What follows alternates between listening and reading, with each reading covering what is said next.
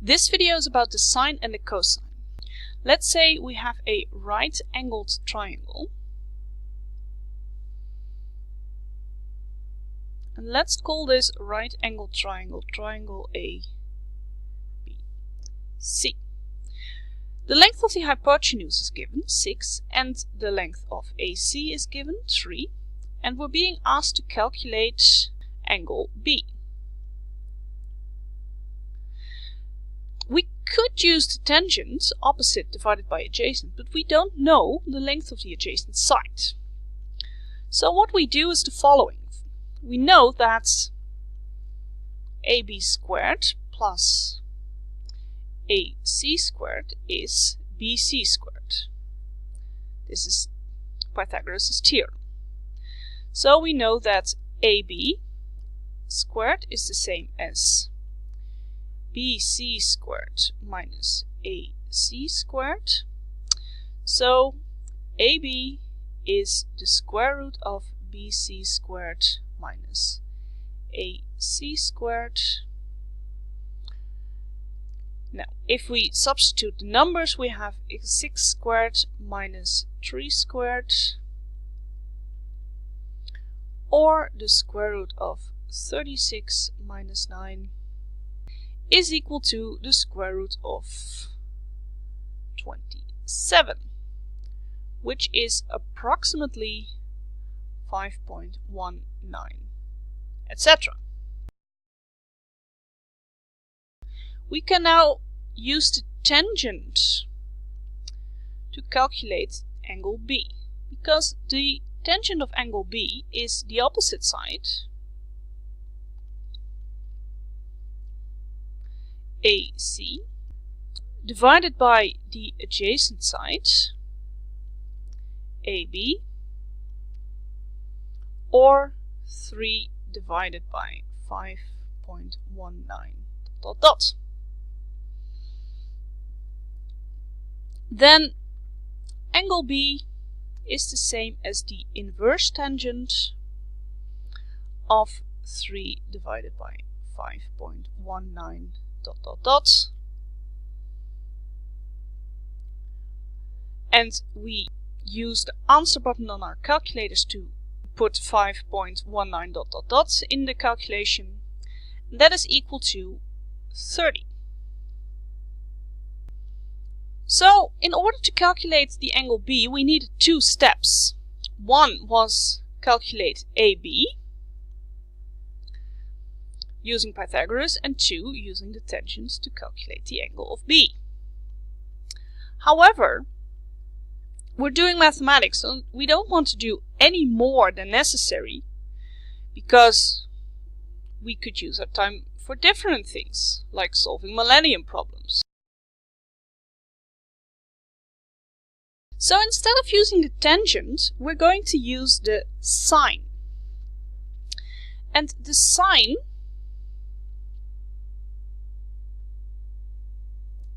of an angle in a right angle triangle, the sine of a non-right angle inside a right angle triangle is the opposite side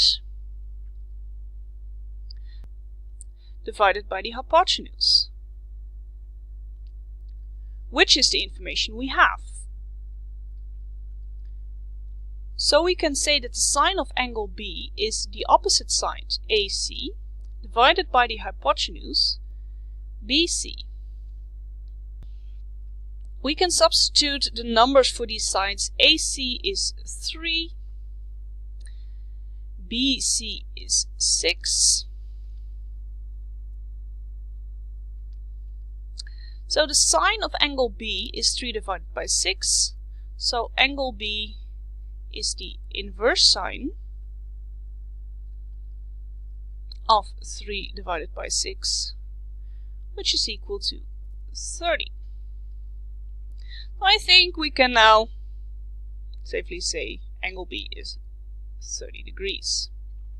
We have used the opposite and the adjacent side to calculate angle B. We have used the opposite and the hypotenuse to calculate angle B.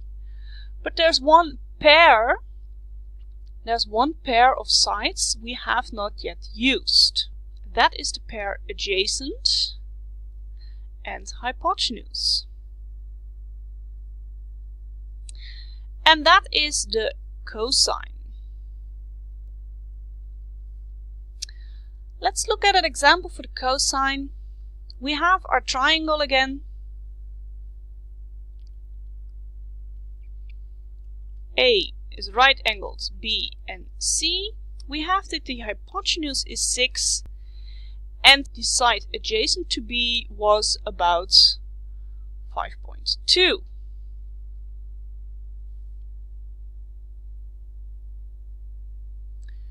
Now we can use the cosine, which is the adjacent divided by the hypotenuse. So the cosine of angle B is the side adjacent to it, AB,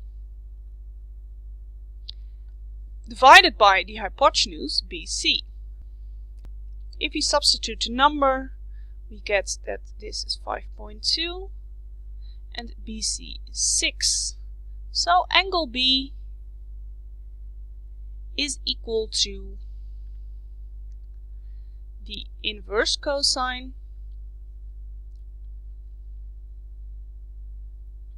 5.2 divided by 6, and that is rounded off to one decimal 29.9 degrees.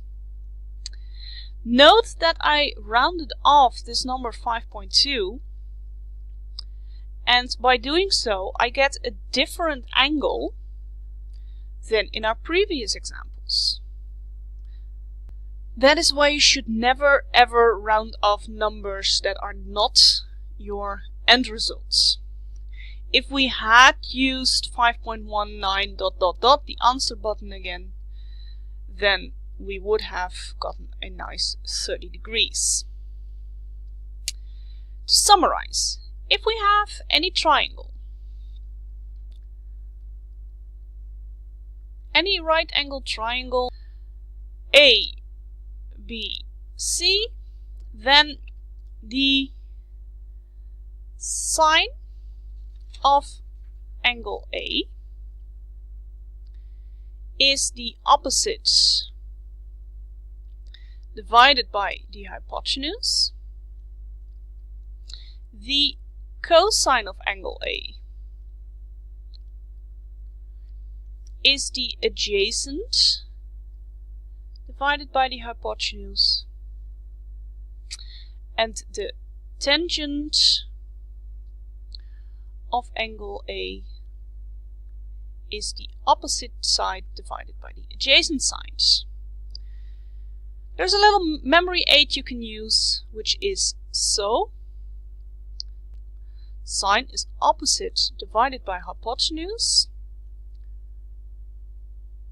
K. Cosine is adjacent divided by hypotenuse. TOA. Tangent is opposite divided by adjacent. So K TOA.